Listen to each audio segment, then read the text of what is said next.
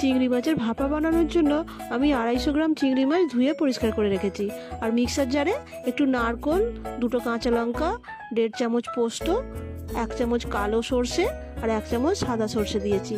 দিয়ে এটাকে ভালো করে পেস্ট করে নিয়েছি। পেস্টটা একটা কৌটোর মধ্যে ঢেলে নিয়ে মিক্সার জারটা ধুয়ে জাস্ট একটুখানি জল দিয়েছি। আর তার মধ্যে দিয়েছি আমি স্বাদ মতো নুন, 1 চামচ চিনি, একটু হলুদ আর একটু সর্ষের তেল দিয়ে সব কিছু বেশ ভালো করে মিক্সড করে নিয়েছি। এর মধ্যে আমি দিয়ে দেব ধোয়া নুন হলুদ মাখানো চিংড়ি মাছটা দিয়েও একটু ভালো করে সব মশলার সঙ্গে মিশিয়ে নেব। তার মধ্যে আমি দিয়ে দেবো 4-5টা গোটা কাঁচা লঙ্কা, যেটা ঝাল হবে না কিন্তু কাঁচা লঙ্কার সেন্টটা খুব ভালো হবে সেই জন্য। তারপরে আমি এটা চাপা দিয়ে দেব।